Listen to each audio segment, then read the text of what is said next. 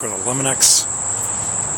Here in Greenbrook, you see squirrels, eastern gray squirrels. It's hard to get in there. It's like Wildlife Channel, right? And they're very territorial. Try to see if I can find a sample of how squirrels. Oh, there he goes. They were fighting earlier.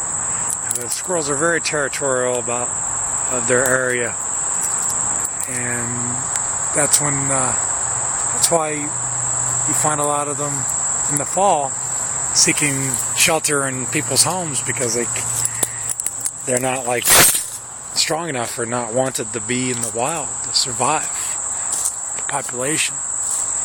The alpha type squirrels, and they won't allow other beta squirrels to be in the region to set up their own hides. I'm trying to find them, and then they'll end up either dying off. They can't find a suitable location, or they'll get into somebody's attic space. It's a shame. You catch something and it's not there now. Get a good view of what's going on. Okay, the squirrels are going on the power lines on both directions. They're going to probably come back. They jumped on another tree. They're very agile. Look at, they go on tree to tree. So many. Oh wow, there's like 4 or 5 in this one. But they're gathering the nuts and acorns and stuff like that. But if just one or two of them don't have sufficient shelter or food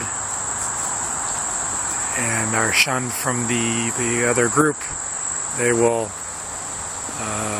seek shelter in people's garages, detached garages, or the homes themselves. They'll just get to the house, they'll just jump from the tree and chew a hole right into the roof line where it meets the gutters and the corners, edges. They'll find a hole and they'll make it bigger,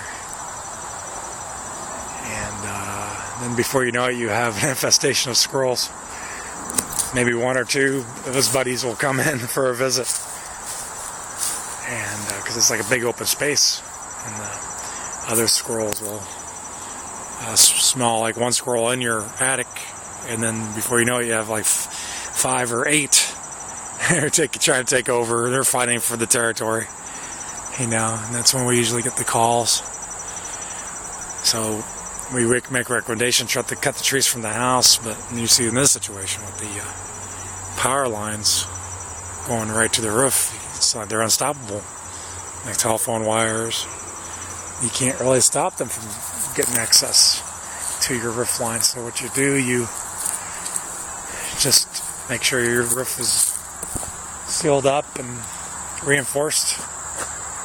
Very agile. Look at that. He didn't even fall. They say they were going to fight. Try to keep low because they're aware of my presence. I don't know. I don't know exactly what's going on. I assume they're playing. It's just like a playground for them, just jumping around, having a good time. But in the next couple months, they're going to make their hides, they're going to make their nests. They look like giant birds' nests. And they're going to be in the trees, and when the leaves fall, then you see these big piles, these big leaf piles in the trees. And from a distance you think they're birds' nests, but they're actually squirrel nests, where they'll try to actually overwinter in the trees. But if they're not wanted in the territory and they don't have time to have sheltered established, then they will I hear them clicking around. I don't see them.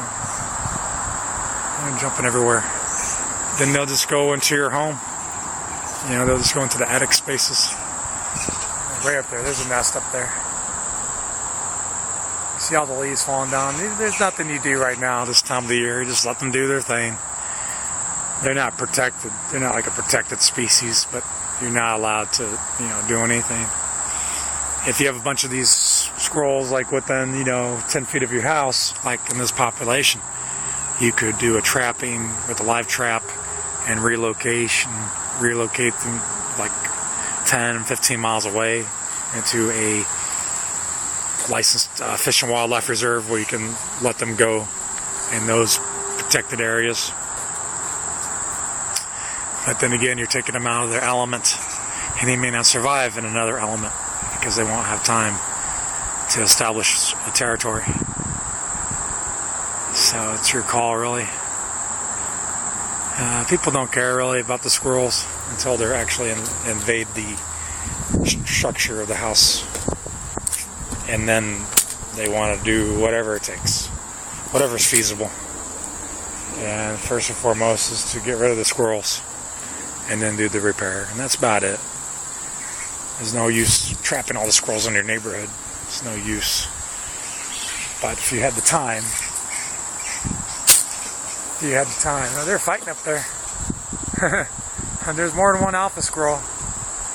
They're on the hunt. They're chasing each other, looking for each other to fight, to get them kicked out. I don't know how long these fights go on for. It's just one fight, or it's like an everyday thing.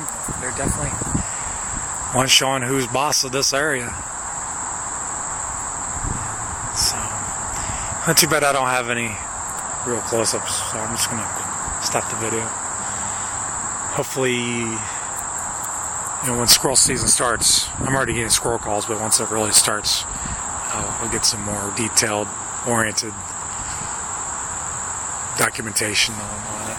Let you know how we do things with the squirrel eviction, trapping, and relocating and exclusion. That's going to start around mid-September all the way through March. And that'll be a lot of fun. They got nowhere to hide once the leaves fall, though. But they're fighting still. Hoping I see them come out. Maybe one fall out of the tree, right? They're hanging on. Very agile creatures. Always fighting, though. That's what happens when you trap a squirrel or an animal and then release it in another area.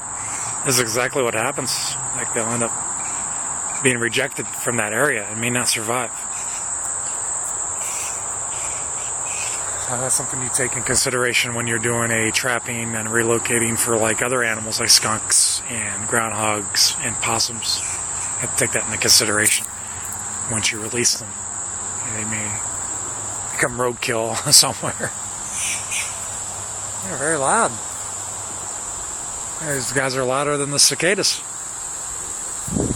Alright, well, I'm going to let you go in this video here. Derek with Eliminex. Have a good day.